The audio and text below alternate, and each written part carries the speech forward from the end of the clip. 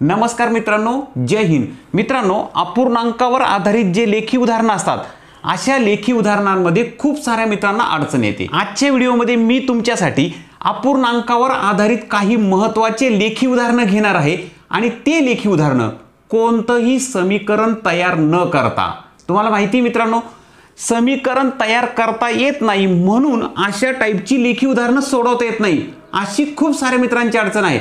पण मित्रांनो, आजच्या व्हिडिओत आपण या टाईपची उदाहरणं सोडवणार आहोत, पण कोणत्याही प्रकारचं समीकरण न तयार करता किंवा कोणतंही सूत्र न वापरता सोप्यात सोप्या पद्धतीने आपण ही उदाहरणं सोडवणार आहोत, जे तुम्हाला एकदम सहज समजेल इतक्या सोप्या पद्धतीने मी तुम्हाला समजावून देणार आहे। आणि तुम्हाला माहिती आहे आपल्या चॅनलवर गणित एकदम सोप्या पद्धतीने समजावून दिले जातं आणि म्हणूनच मित्रांनो, चॅनलवर तुम्ही जर पहिल्यांदा आला असाल किंवा अजून तुम्ही चॅनल सबस्क्राइब केला नसेल तर आपला चॅनल पहिल्यांदा सबस्क्राइब करून टाका।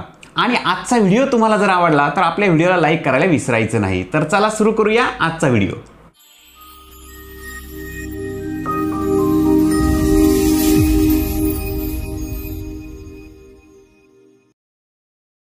पहिलं उदाहरण तुमच्या समोर आहे मित्रांनो, उदाहरण वाचतो बघा। एका हौदाची क्षमता 300 लिटर आहे। हौदामध्ये किती पाणी मावतं? 300 लिटर असून रिकाम्या हौदात रमेश व गणेशने हौदाच्या 2/5 व 2/3 इतके पाणी भरले। म्हणजे रमेश आणि गणेश दोघांनी मिळून, रमेशने 2/5 इतकं पाणी टाकलं हौदात आणि गणेशने 2/3 इतकं पाणी टाकलं, इतकं पाणी भरलं आणि गौरीने त्यातून 4/15 भाग पाणी काढून घेतलं। या दोघांनी पाणी भरलं आणि गौरीने मात्र 4/15 भाग एवढं पाणी काढून घेतलं, तर हौदात किती पाणी शिल्लक राहिलं? पहिल्यांदा मित्रांनो उदाहरण समजावून घेऊ। रिकामा हौदा आहे, त्या रिकाम्या हौदामध्ये रमेश आणि गणेशने इतकं पाणी भरलंय बघा, हौदात पाणी आलं, परंतु गौरीने मात्र इतकं पाणी काढून घेतलं, बरोबर। ह्या दोघांनी भरलेल्या पाण्यातून गौरीने हे पाणी काढून घेतलं, तरी सुद्धा पाणी शिल्लक राहिलं आहे, तर ते किती शिल्लक राहिलं हे विचारलेलं आहे। या सर्व अपूर्णांकांची तुलना कशाशी करायची? तर या 300 लिटरशी करावी लागणार आहे, हे महत्त्वाचं लक्षात आलं पाहिजे तुमच्या। आता कोणतंही समीकरण तयार करायची गरज नाही। कसं बघा, दोघांनी जे पाणी भरलं ना ते एकत्र करू। पहिल्यांदा किती पाणी हौदात भरलं ते पहिल्यांदा एकत्र करू। कसं एकत्र करणार? रमेशने 2/5 भरलं आणि गणेशने 2/3 भरलं, दोघांची बेरीज केली, बरोबर, एकत्र पाणी झालं। हे जे एकत्र पाणी होतं ह्या पाण्यातून गौरीने 4/15 इतकं पाणी काढून घेतलं, म्हणजे ते वजा करावं लागतील। झालं मित्रांनो, ज्याला ही मांडणी करता आली ना त्याला उत्तर आलंच म्हणून समजायचं। कसं बघा, बेरीज आणि वजाबाकी करायची असली तर छेद समान असावे लागतात। इथं 15 छेद आहे म्हणून याचा छेद 15 करावा लागेल, 3×5 15 होतील, याचाही छेद 15 करावा लागेल, 5×3 15 होतील, बरोबर। आता तुम्हाला माहिती आहे सममूल्य अपूर्णांक तयार करताना ज्यावेळेस आपण छेदाला ज्या संख्येने गुणतो अंशाला सुद्धा त्या संख्येने गुणावं लागतं, तर अपूर्णांकाची किंमत बदलणार नाही। आणि म्हणून इथं छेदाला 3 ने गुणलं तर अंशाला सुद्धा 3 ने गुणावं लागेल। मग काय तयार होईल बघा, 3 ने अंशालाही गुणा, 3 दुने 6 होतील, अधिक 5 दुने 10 होतील, वजा 4/15 जसे तसे, कारण याचा छेद 15 आहेच ना, हा 4 तसाच ठेवू आणि सर्वांचा छेद 15 होणार आहे म्हणून एकदाच तो 15 लिहून टाकू, ते सगळ्यांचा लिहित बसायची गरज नाही। आता बघा 6 आणि 10 किती झाले? 16, 16तून 4 काढून टाकले, किती राहिले? 12। उत्तर आलं 12/15, बरोबर मित्रांनो। 12/15 काय आहे? शिल्लक राहिलेलं पाणी। दोघांनी पाणी भरलं, त्यातून हे पाणी काढून घेतलं, दोघांनी भरलेल्या पाण्यातून गौरीने पाणी काढून घेतलं, मग शिल्लक किती राहिलं? तर 12/15। हे सोडवल्यानंतर आपल्याला 12/15 उत्तर मिळालं की नाही? 12/15 एवढं पाणी शिल्लक राहिलं। बघा आता 12/15 म्हणजे काय? याचा साधा अर्थ आहे 15 लिटर पाण्याचा हौद जर असला तर त्यापैकी 12 लिटर पाणी शिल्लक राहिलं, असा त्याचा अर्थ होतो। पण 15 लिटरचा हौद नाही आहे ना, हौद मात्र 300 लिटरचा आहे, म्हणजे हे 12/15 जे आहे याची तुलना 300 लिटरशी करावं लागेल, म्हणजेच 300 चे 12/15 असा त्याचा अर्थ होईल। 300 चे 12/15 म्हणजे किती? 300 चे 12/15 म्हणजे किती? 300 चे आला का गुणाकार? 300 चे 12/15 म्हणजे किती? 300 चे 12/15 म्हणजे किती? जे उत्तर येईल तेवढं शिल्लक राहणार पाणी। बघा 300ला 15ने भाग जातो, 15 1 15, 15 दुने 30, हा शून्य जसा तसा. 12 ने 2 ला गुणा, 12 दुने 24 होतील आणि हा शून्य जसा तसा. 240 लिटर पाणी शिल्लक राहतं. हे झालं उत्तर. आलं लक्षात मित्रांनो? किती सोपी पद्धती बघा. कोणत्याही प्रकारचं समीकरण तयार केलं नाही तरीसुद्धा आपण हे उदाहरण सहज सोडवू शकलो. आणि हे सोडवण्याची काही विशेष पद्धत नाही. दोघांनी जे पाणी टाकलं ते एकत्र केलं, त्यातून गौरीचं पाणी काढून टाकलं. गौरीने काढलेलं पाणी जे होतं ते काढल्यानंतर जे शिल्लक राहिलं ते पाणी आपल्याला इथं मिळालं बघा, हे सोडवल्यानंतर. मग शिल्लक राहिलेल्या पाण्याची तुलना एकूण त्या टाकीच्या क्षमतेशी केली. का केली? कारण हे जे अपूर्णांक दिले हे सर्व हौदाचे भाग आहेत. हौदाच्या 2/5 भाग इतकं पाणी टाकलं, हौदाच्या 2/3 भाग इतकं पाणी टाकलं, हौदाच्या 4/15 भाग एवढं पाणी काढून घेतलं, असा त्याचा अर्थ आहे की नाही? म्हणजे हे सर्व 300शी तुलना करून केलेलं होतं, म्हणून जे उत्तर आलं त्याची सुद्धा 300शी करावं लागेल, क्षमतेशी तुलना करावं लागेल. हे उदाहरण तुमच्या जर लक्षात आलं असेल ना मित्रांनो, तर पुढचं जे उदाहरण घेणार आहे ते तुम्ही झटकन सोडवणार म्हणजे सोडवणार, कारण याच टाईपचं उदाहरण मी तुमच्यासाठी घेतोय पुन्हा एकदा. वाचा बरं मित्रांनो हा प्रश्न. वाचल्यानंतर तुमच्या लक्षात येईल की पहिल्या प्रश्नापेक्षा थोडासा वेगळा आहे, परंतु सोडवण्याची पद्धत तीच आहे. फक्त थोडासा वेगळा काय आहे ना हे तुमच्या लक्षात आलं पाहिजे. चला तर आपण समजून घेऊया हा प्रश्न. दुधाच्या एका कॅनची क्षमता किती आहे? 40 लिटर. त्या रिकाम्या कॅनमध्ये रमेश गणेशने 2/5 आणि 1/10 भाग इतके दूध भरले. पुन्हा अगोदरच्या उदाहरणासारखंच आहे मित्रांनो. दोघांनी रमेश आणि गणेश सुद्धा सारखाचे बघा या उदाहरणात. रमेश आणि गणेशने किती दूध भरलं त्या कॅनमध्ये ते दिलंय. इथं पुन्हा गौरी आली. गौरीने त्यातून 2/20 भाग दूध काढून घेतलं. या दोघांनी भरलं आणि गौरीने मात्र 2/20 काढून घेतलं. म्हणजे त्या दोघांची बेरीज करावी लागेल. या दोन अपूर्णांकाची बेरीज त्यातून हे 2/20 वजा करावं लागतील. सोपे की नाही? मांडू बघा आपण. 2/5 अधिक 1/10 हे दूध भरलेलं आहे. यातून गौरीने 2/20 इतकं दूध काढून घेतलं. आता हे सोडवल्यानंतर जे उत्तर मिळेल ना मित्रांनो, ते त्या कॅनमध्ये शिल्लक राहिलेलं दूध असणार आहे, बरोबर की नाही? 2/20 भाग दूध काढून घेतले तर कॅनमध्ये अजून किती दूध टाकावे? बघा इथं कॅनमध्ये किती दूध शिल्लक राहिले ते नाही विचारलं. कॅनमध्ये अजून किती दूध टाकावे म्हणजे कॅन पूर्ण भरेल. याचा अर्थ असा होतो की ही जी मांडणी केली आपण, यावरून काय कळणार आहे? त्या कॅनमध्ये शिल्लक किती दूध राहिलं ते कळेल. जे अगोदरच्या उदाहरणात आपण समजून घेतलं, कॅनमध्ये किती दूध शिल्लक राहिलं हे कळलं की कॅन तर 40 लिटरची आहे की नाही. मग जे शिल्लक राहिलं त्यामध्ये अजून किती टाकायचं म्हणजे 40 लिटर पूर्ण भरलं पाहिजे. आलं लक्षात? अशा पद्धतीने हे उदाहरण सुटणार आहे. समजून घेऊया बघा. या दोघांनी टाकलेलं दूध एकत्र करू, त्यातून गौरीने काढून घेतलं ते वजा करू. आता याचा छेद 20 आहे ना, इथं 20 दिसतोय ना, तर यांचा 20 होऊ शकतो. 2 ने गुणावं लागेल. इथं 5 चौक 20 बरोबर. आता 4 दुने 8 अधिक 2 एके 2 वजा 2/20 या सर्वांचा छेद 20 होणार आहे. आलं लक्षात मित्रांनो? हे छेदामध्ये 20 लिहिले. हे 8 2 2 कसे आले? इथं 4 ने गुणलं छेदाला म्हणून अंशालाही 4 ने गुणावं लागेल, म्हणून 4 दुने 8 झाले. इथं 2 ने छेदाला गुणावं लागेल म्हणून अंशालाही 2 ने गुणलं, 2 एके 2 झाले. आणि इथं 2/20 जसा तसा लिहून टाकला. आता 8 आणि 2 10, 10तून 2 काढले 8, 8/20 हे उत्तर आलं मित्रांनो. 8/20. आता 8/20 हे उत्तर जे आलं हे शिल्लक राहिलेलं दूध आहे. पण हे शिल्लक जे दूध आहे मित्रांनो ते 40 लिटरची तुलना करावं लागेल, बरोबर की नाही? मग 40चे 8/20 बरोबर किती? तेवढं शिल्लक राहिलं. 40चे 8/20 बरोबर किती? असं हे उत्तर असणार आहे. मग 20 एके 20, 20 दुने 40, 8 आणि 2चा गुणाकार होईल 16 लिटर. कॅनमध्ये शिल्लक राहिलं 16 लिटर दूध.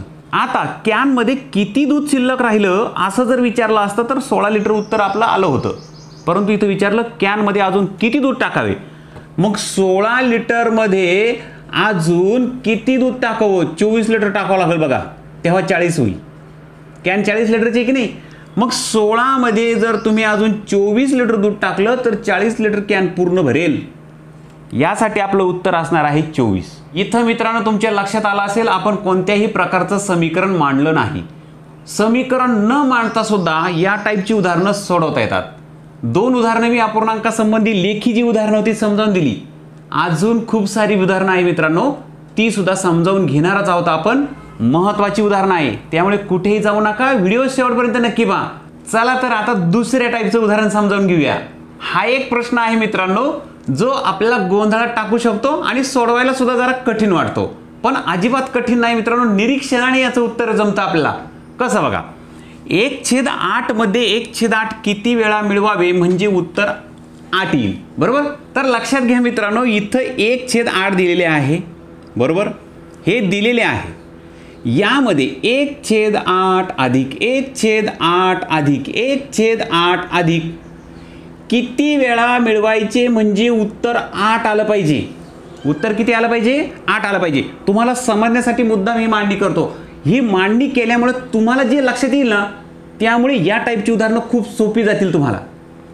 हे जे 8 आहे ना, ह्या 8 ऐवजी बघा, हे जे 8 आहे, ह्या 8 ऐवजी मी जर 64/8 लिहिले तर काय अडचण आहे? ह्या 8 ऐवजी 64/8 जर लिहिले तर याचंही उत्तर 8च की नाही? बरोबर. मी 64/8 का घेतोय? कारण या सगळ्यांचा छेद 8 आहे, म्हणून छेद उत्तरात सुद्धा 8 ठेवीन, वरती 64 ठेवीन. आता याचं उत्तर 8च येत आहे बघा. 64/8 म्हणजे 8 ने 64ला भाग गेला की उत्तर येत आहे 8. आता पुन्हा एकदा लक्षात घ्या, 1/8 मध्ये 1/8 किती वेळा मिळवायचे हे एकदा दिलेले. आता हे किती वेळा मिळवायचे म्हणजे उत्तरामध्ये अंशस्थानी 64 आला पाहिजे, छेदस्थानी 8 आला पाहिजे. अंशस्थानी 64 केव्हा येईल? जेव्हा हा 1 64 वेळा असेल तेव्हा. 64 वेळा. बरोबर. आता ही अशी मांडणी किती वेळा झाली पाहिजे? 64 वेळा. पण त्यातला 1 वेळा दिलेलाच आहे ना. 1/8 मध्ये 63 वेळा मिळवले तर 64/8 उत्तर येईल. आलं लक्षात? आता पुन्हा एकदा सांगतो बघा, 1/8 मध्ये 1/8 हा 63 वेळा मिळवावा लागेल, तेव्हा उत्तर 64/8 येईल. आणि 64/8 उत्तर आलं रे आलं, म्हणजेच 8 उत्तर आलं, कारण 8 8 64 होतात. तर याचं उत्तर काय असणार आहे? 1/8 मध्ये 1/8 किती वेळा मिळवावे म्हणजे उत्तर 8 येईल, तर 63 वेळा. लक्षात आलं नसेल मित्रांनो, पुन्हा एक उदाहरण घेतो. काळजी करायची नाही. तुम्हाला माहिती, आपल्या चॅनलवर एक उदाहरण व्यवस्थित समजून घेतल्यानंतर दुसरं उदाहरण पुन्हा एकदा सरावासाठी घेतच असतो मी. काळजी अजिबात करू नका. पुन्हा एकदा घेतो मी, म्हणजे पुन्हा एकदा तुमच्या लक्षात येईल. पण त्यासाठी तुम्हाला ही मांडणी जर लक्षात आली ना, तर हे उदाहरण सोडवायला खूप सोपं जाईल. इथं उत्तर 8 येईल म्हटलंय, तर इथं 64/8 असं त्याचं रूपांतर करून घेतलं मी. पुढचं उदाहरण याच टाईपचं घेऊ. इथं जे उत्तर आहे ते उत्तराचं रूपांतर कसं करायचं तेही समजावून घेऊ पुन्हा एकदा. तोच प्रश्न आहे बघा. 1/4 मध्ये 1/4 किती वेळा मिळवावे म्हणजे उत्तर 12 येईल. बघा आता 1/4 दिलेलेच आहे, हे दिलेलेच आहे, हे हिशोबात धरावर नाही लागणार. याच्यामध्ये किती वेळा मिळवायचे? 1/4 किती वेळा मिळवायचे म्हणजे उत्तर किती येईल? 12. पण तुम्हाला मी सांगितलं 12 उत्तराच्या ऐवजी मी तिथं असा अपूर्णांक लिहिणार की त्याचं उत्तर 12 असणार.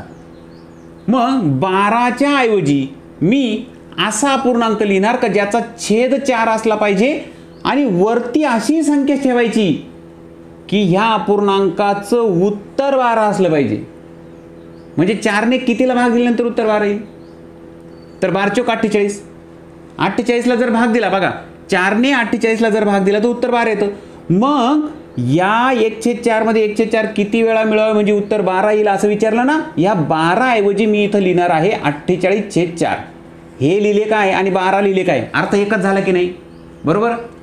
आता ही ट्रिक तुमच्या जर लक्षात आली ना, 12च्या ऐवजी 48/4 लिहायचे. 48/4च का केले? कारण इथं प्रत्येकाचा छेद 4 आहे. मग छेद 4 असणाराच अपूर्णांक तयार करा, ते सहज लक्षात येईल तुमच्या सरावाने. आता 1/4 मध्ये 1/4 किती वेळा मिळावे? तर 1/4 हे 48 वेळा जर घेतले तर उत्तरामध्ये 48 अंशस्थानी होतील आणि छेदस्थानी 4 राहतील. कारण छेद जो आहे तोच राहतो आणि वरती 1 1 1 1 1 हे 48 वेळा घ्यावं लागतील, तेव्हा 48/4 हे उत्तर येईल. बरोबर.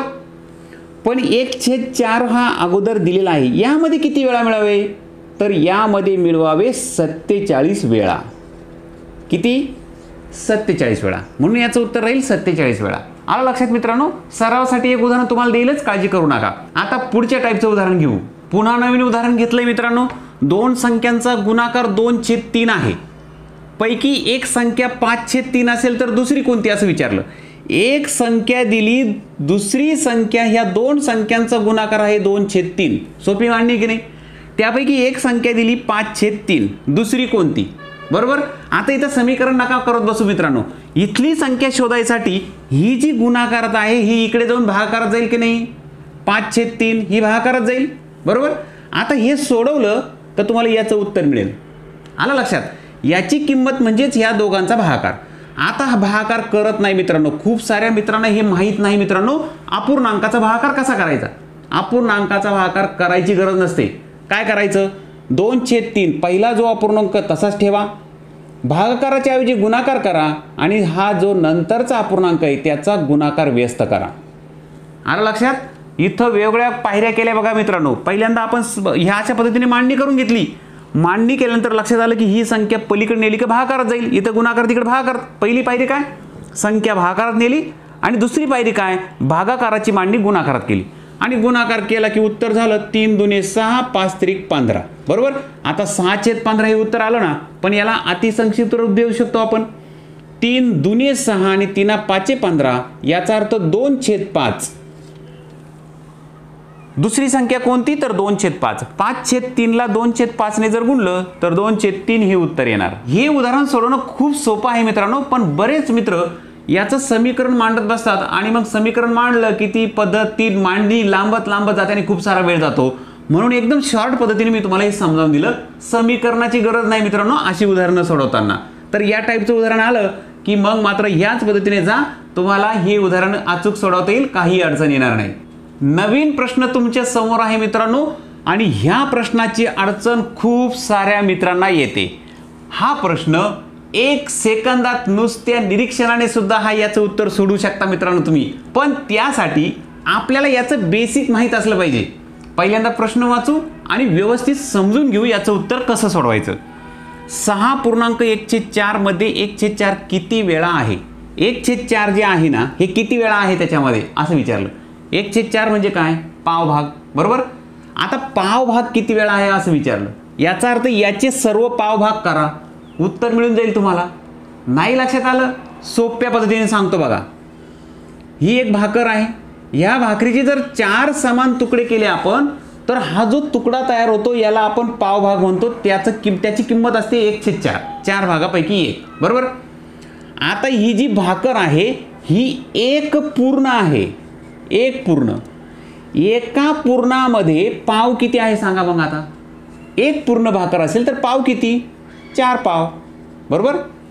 म्हणजेच एक पूर्ण जर असेल तर 1/4 4 वेळा असतो. किती वेळा असतो? 4 वेळा. एक असेल तर 1/4 4 वेळा असतो. 1/4 किती वेळा असतो? 4 वेळा. एकामध्ये 1/4 4 वेळा. आलं लक्षात? आता आपण इकडे जाऊया. आपले हे कळलं की एकामध्ये 1/4 4 वेळा असतो म्हणजेच पाव 4 वेळा असतो. 6 मध्ये किती वेळा असेल मग? एकामध्ये 4 वेळा, 6 मध्ये 6 गुणिले 4 बरोबर 24 वेळा. आलं लक्षात? आता एकामध्ये 4 वेळा ना, मग 6 मध्ये 6 × 24 वेळा असेल.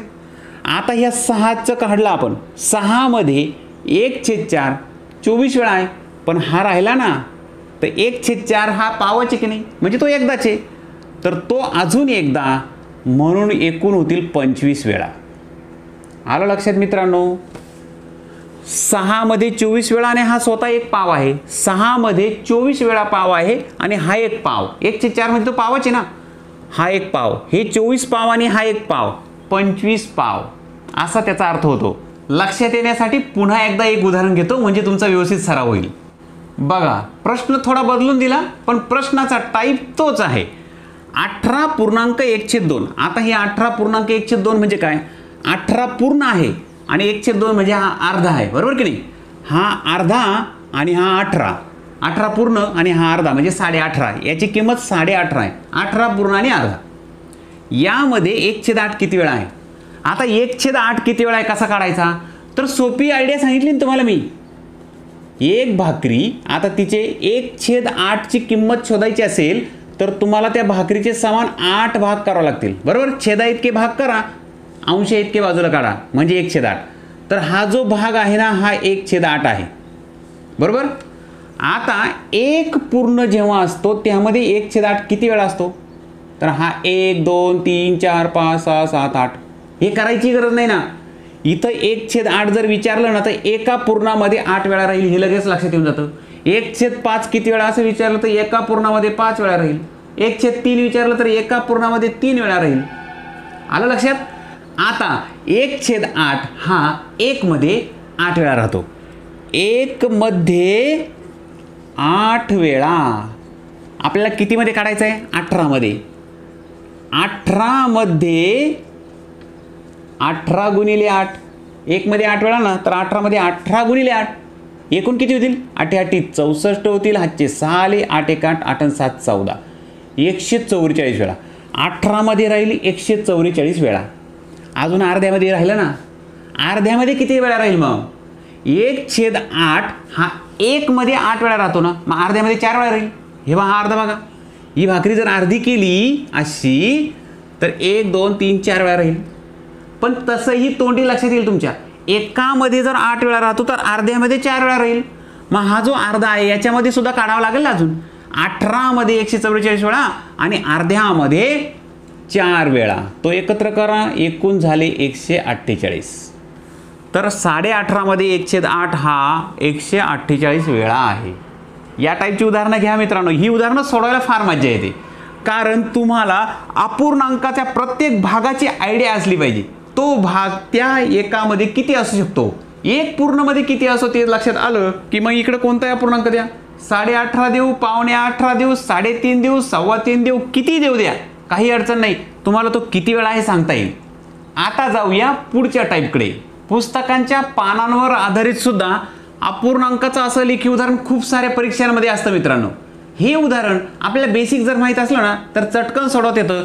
कोणत्याही प्रकारचं समीकरण वापरायची गरज नाही. मी तुम्हाला ह्या व्हिडिओमध्ये कोणत्याही प्रकारचं समीकरण न तयार करता सुद्धा अपूर्णांकाची उदाहरणं किती सहज सोडवता येतं ना हे समजावून देतोय. हे उदाहरण सुद्धा समीकरण न मांडता कसं सोडायचं समजून घ्या. बघा, पुस्तकाचे 8/11 भाग पाने व 23 पाने वाचली किती?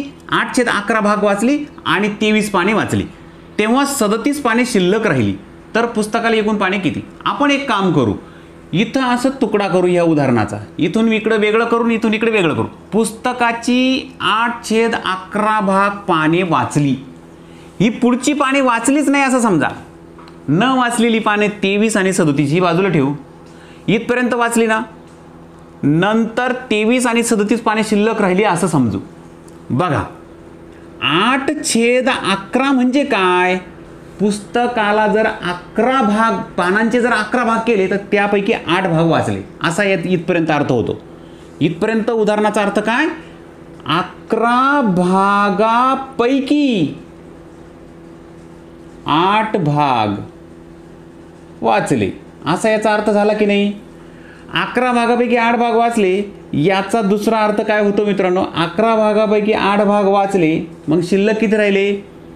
11 भागापैकी 3 भाग बाकी, 3 भाग शिल्लक राहिले वाचायचे. आता हे 3 भाग म्हणजेच 23 आणि 37, कारण आपण ही हिशोबात धरलेच नाही ना. 8/11 एवढंच हिशोबात धरलं.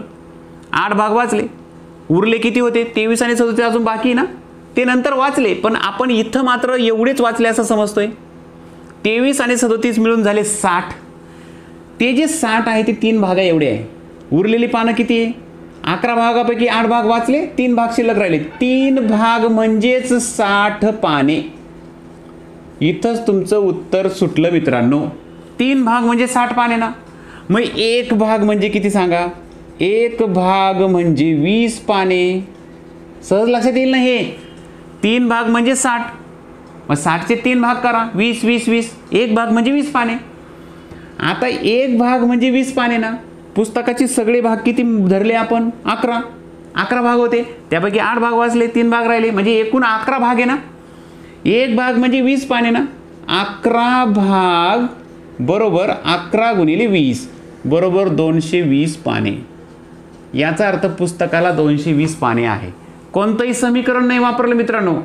खरी गणिताची गंमत हीच असते, समीकरणाचा वापर न करता सुद्धा आपल्या समजदारीने, अंडरस्टँडिंगने आपल्याला हे उत्तर समजलं पाहिजे, तर गणिताचं बेसिक आपल्याला माहिती आहे असा त्याचा अर्थ होतो.